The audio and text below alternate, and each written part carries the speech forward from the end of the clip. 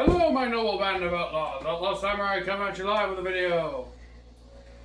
Now, some of you may not know this, but shockingly, Outlaw likes magic. More specifically, magic users in media. And one of the most famous magic users in media, at least within the recent years, is Frieren Beyond Journey's End.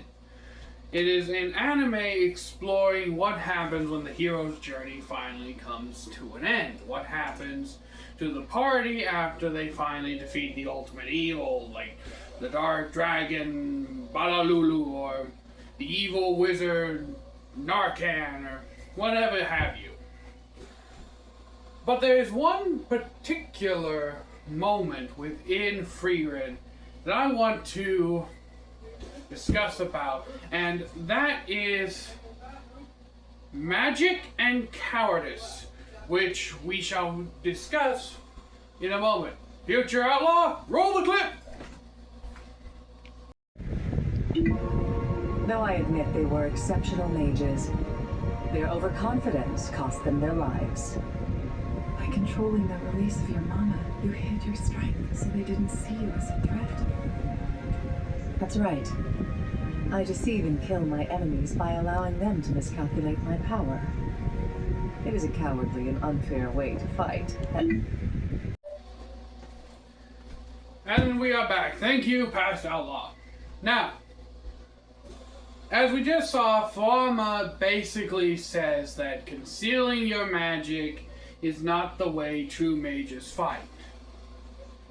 However, I disagree with this because of the simple fact that if you conceal your magic, that gives you an upper hand in the fight. Now, bit of context about demon culture in this world. Basically, demons live by the concept of might makes right. If you're strong, then you are in charge, basically, and the strongest ones rule. So, the expedition that led up to this is that Frieren and her new party, consisting of her apprentice Fern and the apprentice of an old party member named Stark, not Stark, Stark, with a shk. But in case, they are now traveling together to retrace the hero party's steps so that she can go to the land of souls. Basically, that world's equivalent of heaven in the very far butt-fuck-ass nowhere of the north. So she can talk to Hemel one time because it took him dying to realize that she loved him. But in any case, demons in this world, as I said, they live by a code of might makes right. If you're the strongest, you rule. They never consider concealing their power. They might do it for a little quick sneak attack, but as soon as they see that you're strong, they'll come out of the forest, magic on full display, radiating mana like a dragon, like a Super Saiyan. Just basically walk up and like, me strong, you insignificant insect. We do battle, I win. Show you how strong I am. They're like bodybuilders, but with mana. Alright? Now then, because of this mentality, they do not consider anyone with weak mana, or looks like they have weak mana, as being strong. Frieren's master uses this to trick the demons into getting closer to them. Much like how anglerfish or Venus flytraps or any carnivorous plant will secrete nectars, different types of budding flowers, maybe some fruits. Or like the anglerfish that has the bioluminescent algae growing on its head. Fish go close to light, get snapped up by jaws.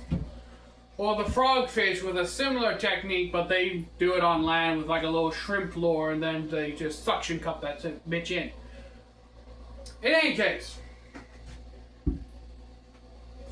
the whole thing about concealing your mana, to me, is not cheating, is not dishonorable. It makes sense and is a smart thing to do. Because Flarma, she has not adopted the attitude of the mage in this world. Because of the demons' arrogance and their pride, they will always try to basically be the strongest in the yard.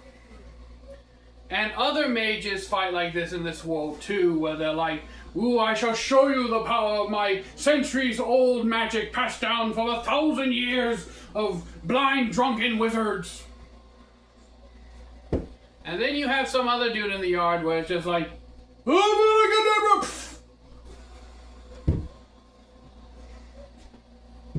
now, concealing your strength is an actual tactical advantage and should be used more actively.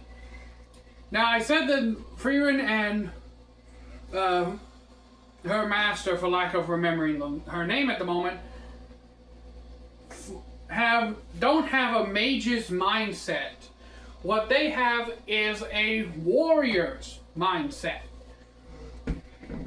They're here to do a job, and that's kill the demons. And the demons in frieren are basically described by frieren herself as a wild animal that can speak human tongue. They kill and they eat humans. Perfect example of this is in one of the episodes, frieren and her party, back when she was traveling with Himmel the hero, came across this village where there was a young demon girl who had eaten and devoured one of the village couple's children. And they were all preaching about killing the demon because, again, demons are basically just animals that can talk in this world. They're pretty much neutral. They don't have a sense of morality, right or wrong. Himmel, in his infinite stupidity, was like, I can't kill her, she's just a little girl. Frieren was ready to barbecue the bitch. Which, props to you, frieren. I would not have been so kind. Off rip, I would have just cut her head off and been done with it. However, that's another problem I have with hero characters. They can't finish the job they start in a lot of instances because of some random bullshit reason of morals or ethics. Question my noble band about laws. Which is more ethically correct? Let's use the Joker from DC, for example.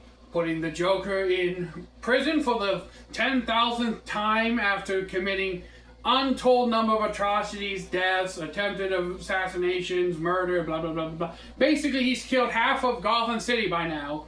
Or have Batman just slit his throat and throw him in the Gotham River. Which is the better option? Gotham River?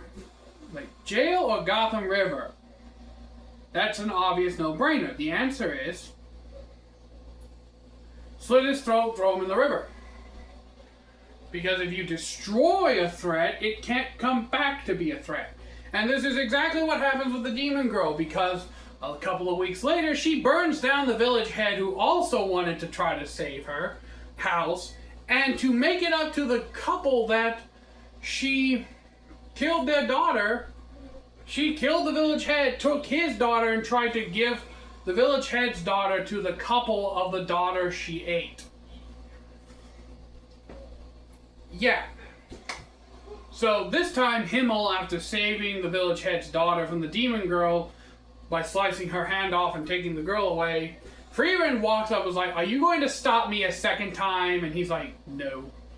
It's like, so frieren kills the demon girl, but before the demon girl dies, frieren asks, why are you calling out for a mother? Demons in this world are basically like great white sharks or crocodiles or anything of that nature, where once you're born, you're kind of left to your own devices to grow up. And she says that the reason we say the word mommy, please, or mommy in general, is because if we say it, basically stupid humans won't kill us. The demons use words to trick humans in the frieren world. So by using their own tactics against them, that is not, in my opinion, cowardly. That is intelligence. Because it is basically working off of Sun Tzu's principle of, if you know thyself and you know thy enemy, you need not fear the result of 100 battles. Meaning that if you know your abilities and your enemy's abilities, and you know that your abilities can outclass theirs, even if you were to fight 100 times, you're more likely to succeed in winning that 100 times over. And we also, as I mentioned prior in the video, I believe I mentioned prior in this video, this is like the second time I've tried to make this, Frieren and her master have a warrior's mentality of keeping their methods secret. And where have we heard about secret mystical techniques that you have to climb the highest snow-draped mountain peaks on the third waning moon of the lunar cycle under the Orion's belt with dancing a merry jig and a golden weight tied to your ball sack to learn? That's right! Wushu martial art films, Korean and Chinese miwa, which are like combinations of manga and comic books together. Manga sometimes, like, you hear the secret technique of the 1,000-year-old wise drunken sage, where you have to lift your leg at the precise angle under the full moon in order to unleash godforsaken power. Now that I said all this, who knows, 5 years down the line, someone's going to watch this video and they use that exact thing to make a super cool MC, and I'm going to have to sue for, like, idea stealing or whatever. Who knows?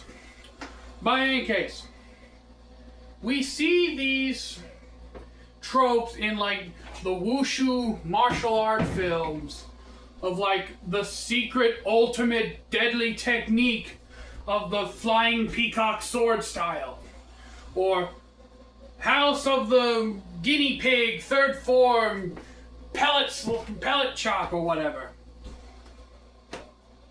There are tropes for a reason, and these reasons is that secret techniques, they do exist. However, they're secret because they are only taught to the highest ranking members of certain schools. Whenever you go to a swordsmanship school, especially, this is especially prevalent in any Eastern style swordsmanship like Genjutsu, you're going to learn, like, the basic strikes, like the basic blocks and the parries. The Japanese swordsmanship doesn't really work a whole lot with parries, but you get the idea. You learn all the basics, and then once you've stayed long enough, or you've paid enough tuition or whatever, then you'll go up to the next phase, and then you'll learn, like, the basic chain combos at level 2. Then you'll learn how to chain the chained combos, and eventually you'll learn, like, the secret art of, like, the flicking phantom sword or whatever. Keeping your techniques and your abilities secret from your enemies is a viable martial practice and has been done for centuries.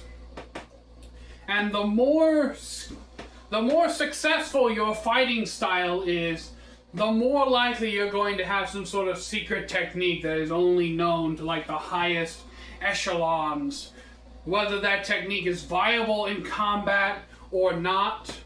Maybe it's just a technique that was purposely designed to see if you could physically do it as a means of, like, passing mastership down from master to apprentice, what have you.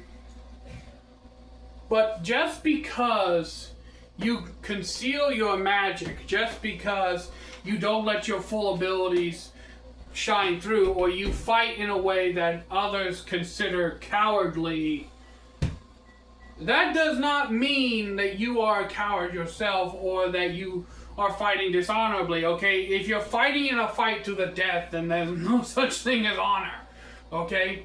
I myself would employ pocket sand if I didn't want to have to deal with the unholy mess that carrying sand in my pocket would cause. I am a major believer in, like, pocket sand or carrying shurikens as a means of distracting your opponent, and then once their backs are turned to you, just go ahead, stab them right through the back, out through the front. Like, I know what the comments are going to say, Outlaw's a filthy backstabber. No, in a duel to the death, in a non-judicial duel, where your lives are on the line, there is no such thing as honor or fair play. It is only two things. You live or you die. That is the same thing that's happening in the frieren manga and the anime, where the demons want to destroy and kill you. You have to use whatever means at your disposal to kill them first. So no, I do not believe frieren and her master are dishonorable or have used underhanded tactics or anything like that.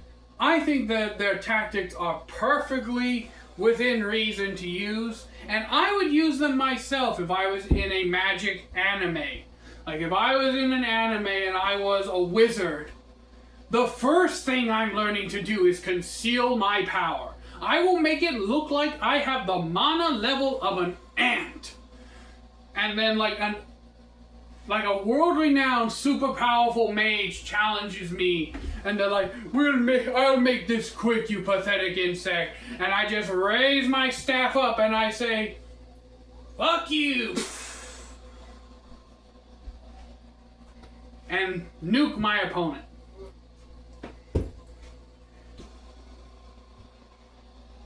I'm so tired of hearing like people criticize intelligent decisions in the world.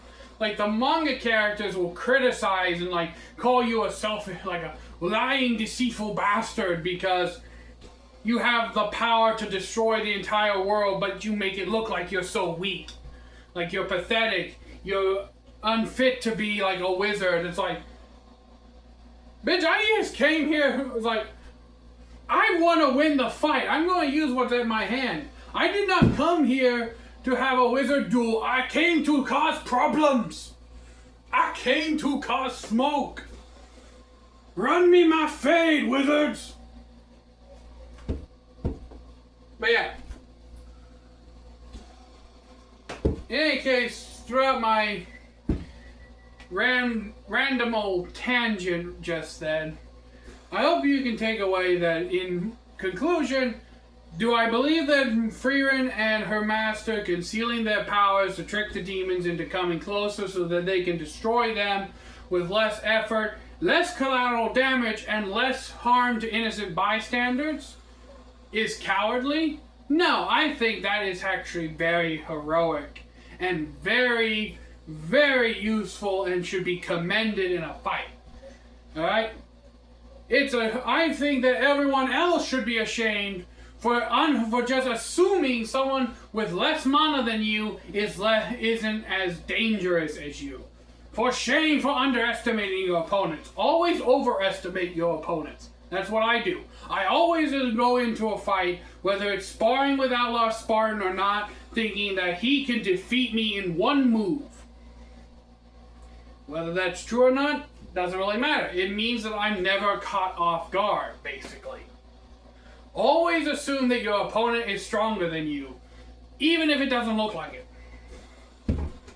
Because you never know. Now, let me know what you think down in the comments below, my noble band of outlaws. If you think frieren and Flamma are actually cowards, or you think Outlaw is a coward because he's willing to stab a motherfucker in the back if it means he wins the fight. I never claimed to fight fair. My whole fighting style is based off of being of a mercenary mindset. Of do what I have to win, and that's all. But let me know what you think down in the comments below, my noble band of outlaws. Until next time, Outlaw Samurai tells all y'all be crazy rednecks. Be safe, use your weapons. I'm out. Peace. This is going to turn into a controversial video.